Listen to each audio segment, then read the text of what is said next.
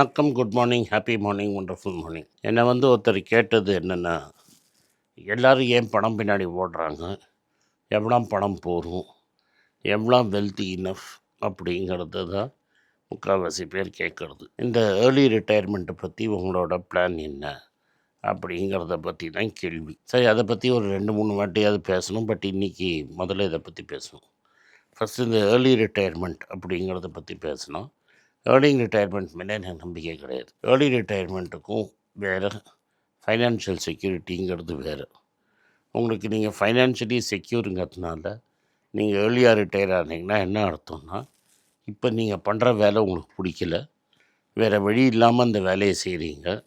இந்த வேலையை விட்டு எஸ்கேப் ஆகிறதுக்கு தான் நீங்கள் ஏர்லி ரிட்டையர்மெண்ட்டு ஃபயர் அப்படிங்கிறத பார்க்குறீங்க. என்னோடய கருத்து என்னென்னா, ஒரு அளவுக்கு உங்களுக்கு செக்யூரிட்டி இருக்குன்னா உங்களுக்கு எது பிடிச்சிருக்கோ அந்த வேலையை பண்ணுங்க. அதை விட்டுட்டு நீங்கள் வேலையே இல்லாமல் ஏர்லி ரிட்டையர்மெண்ட் வீட்டில் சும்மா காலாட்டிகிட்டு இருப்பேன்னீங்கன்னா ரொம்ப டேஞ்சரஸ். லோகோ தெரப்பி அப்படின்னு விக்டர் ஃப்ராங்கல் சொன்னது. விக்டர் ஃப்ராங்கல் யாருன்னா ஒரு பெரிய சைக்கியாட்ரிஸ்ட்டு. வேர்ல்டு வார் 2க்கு முன்னாடி ஆஸ்ட்ரியன் ஸ்கூலில் கடைசி பெரிய கிரேட் சைக்கியாட்ரிஸ்ட். வேர்ல்டு வார் 2ல் அவருக்கு ஒரு சான்ஸ் இருந்தது ஊரை விட்டு வெளியில் ஓடி போகிறதுக்கு. ஆனால் அவர் மட்டும் ஓடி போக முடியும், அவர் குடும்பம் கூட வர முடியாதுங்கிறதுனால வாலண்டரியாக ஜெர்மன்ஸ்ட்டை சரண்டர் ஆகி, கெஸ்டாப்போட்ட சரண்டர் ஆகி அவர் இந்த ஆஷ்விட்ஸ் மாதிரி கேம்பில் போய் இருந்தார். What is now called as death camps. அதில் அவரை தவிர மற்ற எல்லா குடும்பமே அழிஞ்சிருச்சு. அதில் எப்படி அவர் சர்வைவ் ஆனேங்கிறத பற்றி அவர் பேசும்போது அவர் சொன்ன ஒரு இம்பார்ட்டண்ட் பாயிண்ட் என்னென்னா, மேன்ஸ் சர்ச் ஃபார் மீனிங் அப்படின்னு ஒரு புக்கு எழுதியிருக்கிறார். அதில் என்ன சொல்கிறாருன்னா, லைஃபுக்குள்ள ஒரு பர்பஸ் வேணும். லைஃபுக்கு ஒரு பர்பஸ் இல்லைன்னா மனுஷன் உயிரோடு இருக்க மாட்டான். அதில் ஒரு யங் லேடி ஒருத்தி செத்து போகிறவங்க கூட கார்த்தால் பனி துள்ளு புல் மேலே எவ்வளோ அழகாக இருக்குது பாருங்கள் அப்படின்னு சொல்லுவாங்க. ஸோ இந்த ஹியூமன் பீயிங்கிறதுக்கு, வாழ்க்கையை வாழறதுக்கு, ஒரு எக்ஸிஸ்டன்ஸுக்கு ஒரு மீனிங் வேணும். அந்த மீனிங் இல்லைன்னா அவன் உயிரோடு இருக்க மாட்டான் அப்படிங்கிறது அவரோட தியரி. லோகோ தெரப்பி அப்படிங்கிறது ஒரு தியரி. அதில் அவரோட எல்லாமே என்னென்னா, உங்களுக்கு என்ன வேணும் வாழ்க்கையில், உங்களுக்கே அட் டைம்ஸ் தெரியாமல் போயிடும். அதை நீங்கள் தேடி போகணும். The more you search for that, நீங்கள் பீஸ்ஃபுல்லாக இருப்பீங்க. அதனால் நான் வீட்டில் சும்மா காலாட்டிகிட்டு உட்காந்துட்ருப்பேன், படுத்துட்ருப்பேன், எனக்கு அதுக்கு மட்டும் காசு இருந்தால் போகிறோம்னு நினைக்கிறது அந்த மெத்தட் கிடையாது. மேபி நீங்கள் உங்களுக்கு வாழ்க்கையில் இன்றைக்கி நீங்கள் பண்ணுற வேலை பிடிக்காம அது சம்பளத்துக்காக பண்ணிவிட்டு, அப்பா நாளையிலேருந்து அதுலேருந்து வேணாம், நான் வேறு ஏதாவது பண்ண போகிறேன் அப்படின்னு நினச்சிக்கிறது சாய்ஸ் உங்களுது. பட் உங்களுக்கு வாழ்க்கையில் மீனிங் வேணும்னா கடைசி நாள் வரைக்கும் ஏதாவது நீங்கள் செஞ்சுக்கிட்டே இருந்தீங்கன்னா தான் உங்கள் லைஃபு மீனிங்ஃபுல்லாக இருக்கும். அது நீங்கள் பணத்துக்காக செய்யணும்னு அவசியம் கிடையாது. பணத்துக்கு இல்லாமல் செய்யலாம். அதனால தான் ரிட்டையர் ஆன போக நிறைய பேர் நான் சோஷியல் சர்வீஸ் பண்ணுறேன், கோவிலில் பார்த்துக்கிறேன், இல்லாட்டா இந்த வேலையை பண்ணுறேன், அதை பண்ணுறேன், இந்த ஒரு 10 வீடா 20 வீடு சேர்த்து ஒரு காலனியை மெயின்டைன் பண்ணுறேன், செக்ரட்டரியாக இருக்கேன். அவங்க லைஃபோட மீனிங்கே அதாக தான் இருக்கும். ஸோ அதனால் ரிட்டையர்மெண்ட்டுங்கிறது, ஏர்லி ரிட்டையர்மெண்ட்டுங்கிறது தப்பு. ஃபைனான்ஷியல் இண்டிபெண்டன்ஸுங்கிறது ரொம்ப முக்கியம். அதனால் இந்த ஏர்லி ரிட்டையர்மெண்ட்டுங்கிறத நீங்கள் தனியாக எடுத்து வச்சுருங்க. இப்போ உங்களுக்கு பண்ணுறது பிடிக்கல அப்படின்னா, இப்போவே நீங்கள் ஒர்க் பண்ணுறச்சையே உங்களுக்கு என்ன பிடிச்சிருக்குன்னு பார்த்துட்டு அதுக்கு ஷிஃப்டாக பாருங்கள். இதுதான் ஃபஸ்ட்டு என்னோடய அட்வைஸ். 2வது, இது மாதிரி ஒரு இன்ஃப்ளேஷ்னரி வேர்ல்டில் எவ்வளோ இனஃப்ங்கிறது கணக்கு போடுறது ரொம்ப கஷ்டம். உங்களுக்கு பல பேர் பல ஃபார்முலா கொடுப்பாங்க. ஆனால் இந்த ஃபார்முலாலாம் ஒர்க் அவுட் ஆகுமா, ஒர்க் அவுட் ஆகாதான்னு எனக்கு தெரியாது. பட் இன்ஃப்ளேஷ்னரி பீரியடில் ஒரு அளவுக்கு மேலே நீங்கள் ஹார்ட் அசெட் வச்சுருந்தீங்கன்னா என்ன ஆகும்னா, ஆஸ் டைம் கோஸ் பை உங்களோட ஹார்ட் அசெட்டோட வேல்யூவும் ஏறும். இப்போ நான் சொல்கிறேன், கோல்டுங்கிறது ஒரு ஹார்ட் அசெட்டு.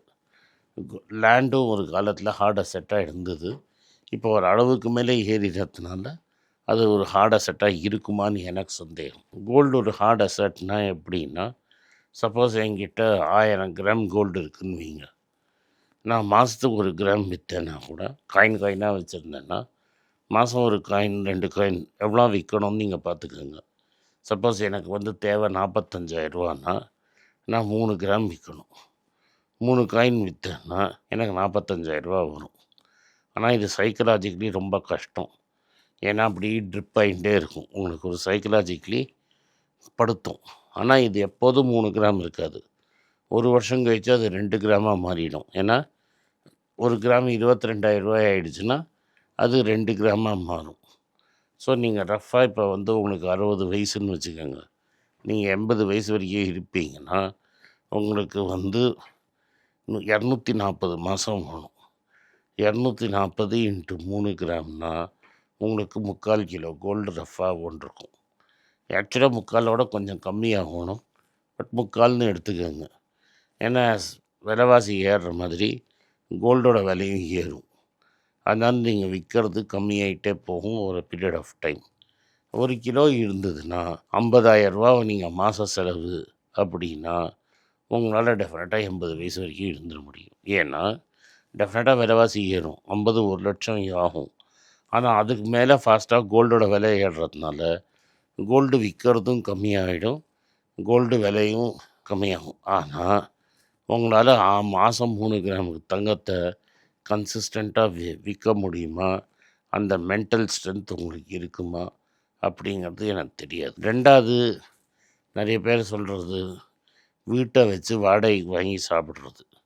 இந்த வீட்டை வச்சு வாடகைக்கு வாங்கி சாப்பிட்றதுல என்ன ப்ராப்ளம்னா, உங்கள் முப்பாட்டனார் யாராவது லேண்டை வாங்கி கொடுத்துருந்தாங்கன்னா அதில் நீங்கள் வீடை கட்டி நீங்கள் வாடகைக்கு விட்டிங்கன்னா உங்களுக்கு 10% ரிட்டர்னும் வரும், 15% ரிட்டர்ன் வரும். ஏன்னா காஸ்ட் ஆஃப் லேண்ட் எனக்கு 0. இன்றைக்கி நான் காஸ்ட் ஆஃப் லேண்டை வாங்கி அது மேலே பில்டிங் கட்டினேன்னா எனக்கு 2% கூட இன்ட்ரெஸ்ட் வராது. அதனால் என்னால் அதை வச்சு சர்வை பண்ண முடியாது. ஸோ இப்போ 2 ஆப்ஷன் இருக்குது உங்களுக்கு. ஒன்று, இந்த ரீட் மாதிரி இன்ஸ்டியூஷன் இந்தியாவில் ரொம்ப காஸ்ட்லி, இந்தியாவில் பண்ண முடியாது. வெளியூரில் போய் இந்த இன்வெஸ்ட்மெண்ட் ட்ரஸ்ட்டு ரூட்டுனா எங்கேயாவது போட்டு அதுலேருந்து மாதம் மாதம் வர காசை எடுத்து உங்களால் சர்வைவ் ஆக முடியுமான்னு நீங்கள் பார்க்கலாம். இல்லாட்டா பாண்டில் போட்டு பணத்தை எடுத்து நீங்கள் சர்வைவ் ஆகலாமான்னு பார்க்கலாம். மின்காலத்தில் கவர்மெண்ட்டில் டிஃபைன்டு பென்ஷன் ஒன்று இருந்தது. அதாவது இப்போ நான் தங்கத்துக்கு சொன்ன மாதிரி 2004க்கு முன்னாடி சேர்ந்தவனுக்கெல்லாம் சம்பளமே பென்ஷன் மாதிரி வரும். அந்த பென்ஷன் ஏறிண்டே போகும் விலைவாசி ஏற ஏற. எனக்கு தெரிஞ்சு 4,000 5,000 மேலே சம்பளம் வாங்காதவங்கெல்லாம் இன்றைக்கி 30,000 35,000 பென்ஷன் வாங்குறாங்க. ஆனால் நீங்கள் என்ன புரிஞ்சுக்கணுன்னா, அவங்க சேஃப்னு நீங்கள் அசியூம் பண்ணிக்கிறீங்க. மற்றவங்க கட்டுற வரி பணத்துலேருந்து அவங்க பணம் பட்ஜெட்டில் 95% ஆஃப் தி பணம் government salary, government pension, government முன்னாடி வாங்கின வட்டிக்கு கடன். கவர்மெண்ட் சம்பளம் வாங்கி தான் கடன் வாங்கி தான் உங்களுக்கு பென்ஷன் கொடுக்குறதுங்கிறத மறந்துடாதீங்க. அது அன்சஸ்டைனபிள் ஆனதுனால தான் இப்போ கவர்மெண்ட்டில் ஆள் எடுக்கிறதும் கம்மி பண்ணிட்டாங்க. 2வது, 2004க்கு அப்புறம் சேர்ந்தவங்களுக்கு பென்ஷன் கிடையாதுன்ட்டாங்க. ஸோ இந்த வெல்த்து உங்களுக்கு எவ்வளோ போருங்கிறது மூவிங் டார்கெட்டு. அது நீங்கள் எவ்வளோ கம்ஃபர்டபுளாக இருக்கீங்களோ அது எவ்வளோ தூரத்தில் நீங்கள் கம்ஃபர்டபுளாக இருக்கலாம். பட் எனக்கு தெரிஞ்சு பெரிய பணக்காரன் கூட வீட்டில் சும்மா இருக்க மாட்டான். அவனுக்கு லைஃபுக்கு ஒரு மீனிங் வேணும், அடுத்த நாள் என்ன பண்ணணுங்கிறதுக்காக தேடி சுத்த போயிடுவான். அதனால் வெல்த்தையும் பர்பஸ் ஃபார் லைஃப்பையும் பிரித்து தனித்தனியாக பாருங்கள். நன்றி, வணக்கம். இந்த வீடியோ உங்களுக்கு பிடிச்சிருந்தா வீடியோவை லைக் பண்ணுங்கள், எங்கள் சேனலை சப்ஸ்கிரைப் பண்ணுங்கள், பெல் நோட்டிஃபிகேஷன் தட்டுங்க. இந்த வீடியோவை முடிஞ்சால் உங்கள் சொந்தக்காரங்களுக்கும் ஃப்ரெண்ட்ஸுக்கும் அனுப்புங்க, அவங்கள பார்க்க சொல்லுங்கள். நன்றி, வணக்கம். குழந்தைங்களுக்காக ஒரு புஸ்தகம் லான்ச் பண்ணோம், அது ரொம்ப சக்ஸஸ்ஃபுல்லாக இருக்குது. யாருக்கெல்லாம் அந்த புஸ்தகம் போகணுமோ எங்கள் டீமுக்கு கான்டாக்ட் பண்ணுங்கள். கீழே இருக்கிற நம்பர்லேயும் வெப்சைட்லேயும் கான்டாக்ட் பண்ணிங்கன்னா உங்களுக்கு அந்த புஸ்தகத்தை நீங்கள் வாங்கிக்கலாம். மற்ற எங்கள் புஸ்தகமும் அவைலபிள், எங்கள் வெப்சைட் மூலமாகவும் வாங்கலாம். கீழே இருக்கிற வாட்ஸ்அப் நம்பர்லேயும் மெசேஜ் அனுப்பலாம். நன்றி, வணக்கம்.